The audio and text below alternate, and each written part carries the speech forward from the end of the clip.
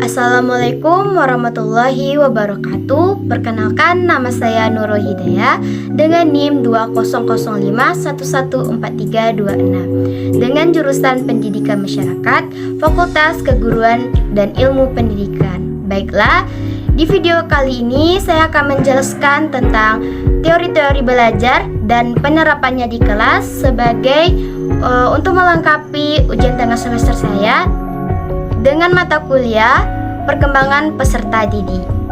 Baiklah, saya akan menjelaskan tentang teori-teori belajar dan penerapannya di kelas. Yang pertama, teori belajar sosial merupakan perluasan dari teori belajar perilaku yang tradisional atau behavioristik. Dalam pandangan belajar sosial, manusia tidak didorong oleh kekuatan-kekuatan dari dalam dan tidak dipengaruhi oleh stimulus-stimulus lingkungan. Teori belajar sosial menekankan bahwa lingkungan-lingkungan yang dihadapkan pada seseorang secara kebetulan, pada intinya pembelajaran sosial adalah pemodelan. Pemodelan ini merupakan salah satu langkah paling penting dalam pembelajaran terpadu. Ada dua jenis pembelajaran melalui pengamatan. Yang pertama yaitu pembelajaran melalui pengamatan dapat terjadi melalui kondisi yang dialami orang lain, dan yang kedua pembelajaran melalui pengamatan meniru perilaku model meskipun model tersebut tidak mendapatkan penguatan positif atau penguatan negatif.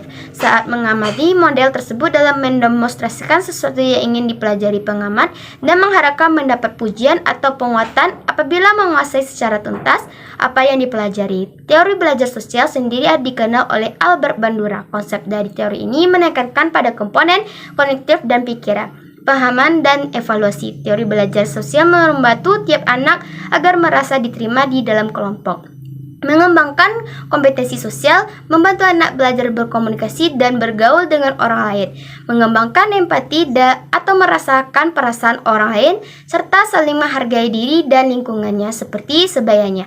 Orang dewasa barang aturan dalam alam. Misalnya, sikap sosial pada anak yang mengikuti pendidikan apresiasi seni dapat tercermin dari pola pikir, pandang, perasaan, dan tingkah laku tindakan anak pada objek atau lingkungan sosial yang ada. Hal ini dapat dilihat dari aspek kognitif yang memiliki pengetahuan, pengertian, pemahaman dalam kehidupan sehari-hari. Terdapat bermacam-macam perbedaan, namun tetap saling menghormati pada penerima. Pada aspek afektif dan aspek kognitif yang dimiliki anak menunjukkan adanya perasaan senang, dapat mengenal, berteman dengan siapapun, serta adanya kepedulian terhadap sesama. Anak juga bersedia memberikan pertolongan kepada orang lain tanpa memandang perbedaan seperti suku, agama, dan budaya. Implementasinya dalam lembaga pendidikan yaitu mengarahkan anak untuk mempunyai sikap sosial yang baik melalui penanaman pengetahuan dan contoh. Selain itu, lembaga pendidikan juga membiasakan anak untuk bersosialisasi dengan orang lain, baik yang memiliki kesamaan suku, agama, budaya, dan maupun yang tidak. Pemberian penjelasan dari sekolah dan ajaran agama tentang berkomunikasi berhubungan dengan sesama manusia, termasuk di dalamnya didukung oleh kegiatan pendidikan apresiasi seni yang diikuti anak di sekolahnya. Yang kedua, teori belajar konstruktivisme mengacu kepada filsafat pengetahuan yang menekankan bahwa pengetahuan adalah bentuk konstruksi dari diri sendiri. Pengetahuan bukan merupakan tiruan dari realitas dan bukan gambaran dari dunia nyata. Pengetahuan merupakan hasil dari konstruksi kognitif melalui kegiatan individu dengan membuat struktur kategori, konsep, dan skema yang diperlukan untuk pengetahuan tersebut. Konstruktivisme merupakan landasan berpikir pembelajaran kontekstual. Dalam hal ini, pengetahuan dibangun oleh manusia sedikit demi sedikit yang hasilnya diperluas melalui konteks yang tidak terbatas dan tidak secara tiba-tiba. Pengetahuan bukanlah seperangkat fakta-fakta, konsep atau kaidah yang siap untuk diambil dan diingat. Manusia harus mengonstruksi pengetahuan itu dan memberi makna melalui pengalaman nyata. Menurut paham konstruktivisme, pengetahuan merupakan konstruksi atau bentuk dari orang yang mengenal sesuatu. Pengetahuan tidak dapat ditransfer dari guru kepada orang lain karena setiap yang mempunyai skema sendiri tentang apa yang diketahuinya. Pembentukan pengetahuan merupakan proses kognitif yang terdiri dari proses asimilasi dan akomodasi untuk mencapai suatu keseimbangan sehingga terbentuk suatu skema yang baru. Seseorang yang belajar berarti membentuk pengetahuan secara aktif dan terus-menerus. Teori ini adalah sebuah teori yang memberikan kebebasan terhadap manusia yang ingin belajar atau mencari kebutuhannya dengan kemampuan untuk menemukan keinginan atau kebutuhan tersebut dengan bantuan fasilitasi orang lain. Berdasarkan keterangan tersebut, dapat ditarik kesimpulan bahwa teori ini memberikan keaktifan terhadap manusia untuk belajar menemukan sendiri kompetensi, pengetahuan atau teknologi dan hal lain yang diperlukan guna mengembangkan dirinya sendiri.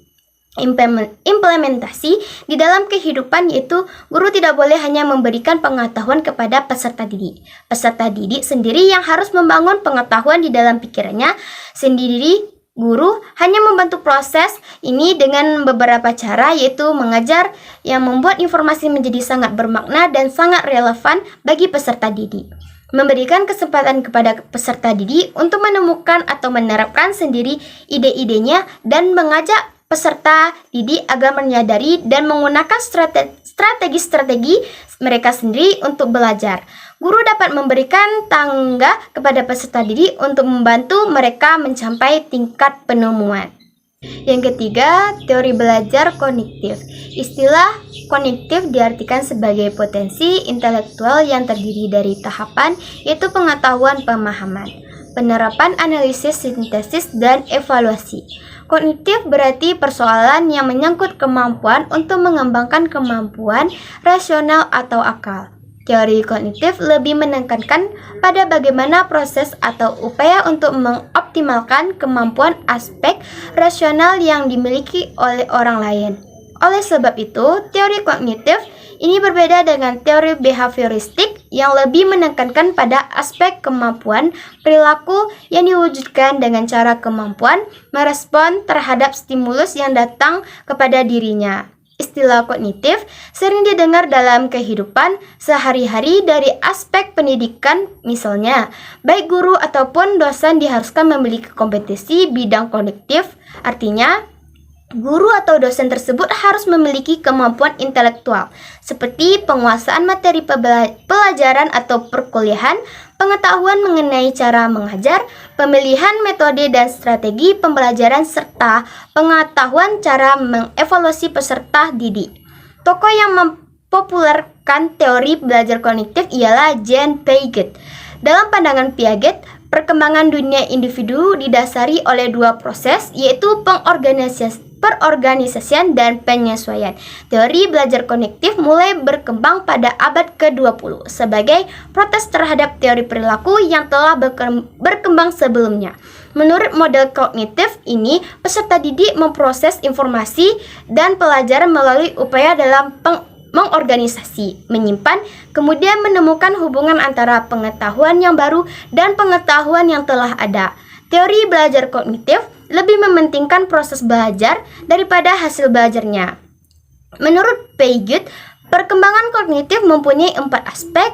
Yang pertama adalah kematangan. Sebagai hasil perkembangan susunan saraf, kematangan sistem saraf menjadi penting karena memungkinkan anak atau peserta didik memperoleh manfaat secara maksimum dari pengalaman fisik. Kematangan membuka kemungkinan untuk perkembangan, sedangkan kurangnya kematangan dapat membatasi prestasi secara kognitif. Perkembangan pada tiap individu berlangsung dengan kecepatan yang bervariasi, tergantung pada sifat kontak dengan lingkungan dan kegiatan belajarnya.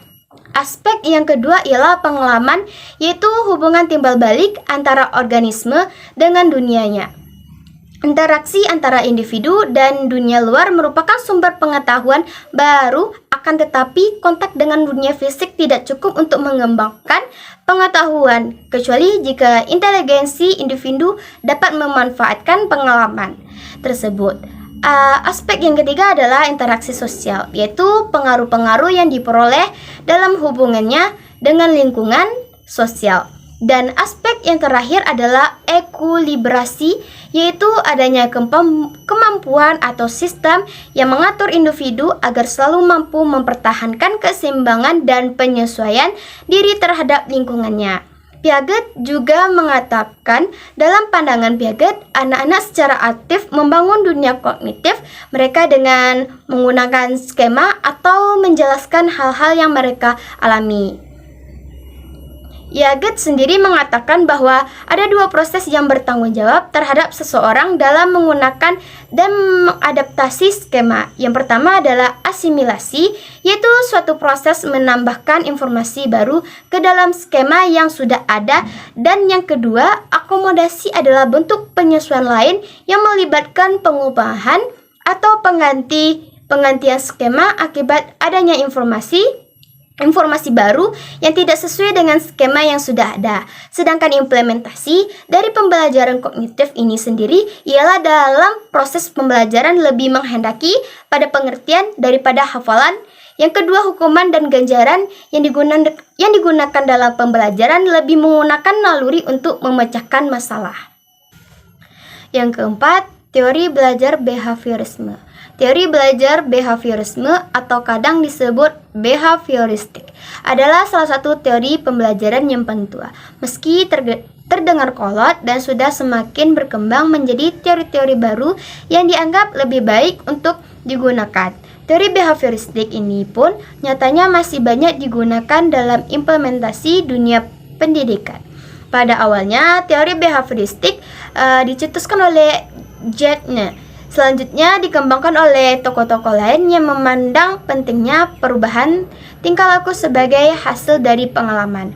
Teori ini lalu berkembang menjadi aliran psikologi belajar yang berpengaruh terhadap arah pengembangan teori dan praktik pendidikan dan pembelajaran yang dikenal sebagai aliran behavioristik. Aliran ini menekankan pada terbentuknya perilaku yang tampak sebagai hasil belajar. Teori behavioristik menganggap bahwa belajar adalah tingkah laku yang dapat diamati yang disebabkan oleh adanya stimulus dari luar. Berdasarkan hal tersebut, teori ini beranggapan bahwa seseorang dapat dikatakan belajar ditunjukkan dari perilaku yang dapat dilihat, bukan apa yang ada dalam pikirannya. Teori behavioristik menekankan bahwa hasil belajar terbentuk dari adanya stimulus dan respon. Teori behavioristik menempatkan bahwa belajar merupakan proses pembentukan berkaitan antara stimulus dan respon. Teori behavioristik dengan model hubungan stimulus-respon ini menempatkan seseorang yang belajar sebagai individu yang pasif. Respon atau perilaku tertentu akan muncul karena pelatihan atau pembiasaan semata. Munculnya perilaku akan semakin kuat apabila diberikan penguatan dan akan lemah atau menghilang bila dikenai hukuman. Ciri dari implementasi sukses teori belajar behavioristik ini yaitu adanya perubahan perilaku yang ditunjukkan seseorang setelah mengalami kejadian pada masa lampau. Perubahan yang ada merupakan tanda bahwa seseorang telah merespons sesuatu kejadian yang menjadikannya pembelajaran untuk tidak menggunakan respon yang sama di masa yang akan datang. Walaupun teori ini adalah teori lama, namun teori ini masih banyak digunakan baik dalam institusi pendidikan Indonesia maupun dalam implementasi kehidupan kita sehari-hari. Contoh dari pengimplementasian atau pelaksanaan dari teori belajar behavioristik ini adalah punishment terhadap peserta didik yang tidak mengerjakan pekerjaan rumah dengan mengurangi poin perilakunya yang menjadi pertimbangan pemberian nilai akhir atau nilai rapor.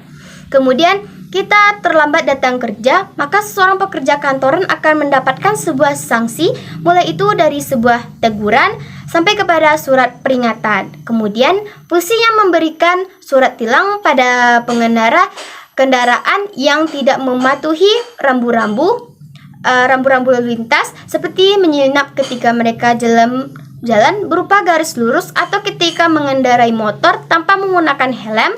Sanksi sosial berupa pengucilan terhadap masyarakat yang dianggap telah bertindak menyeleweng dari budaya dan norma sosial yang berlaku di suatu tempat tersebut.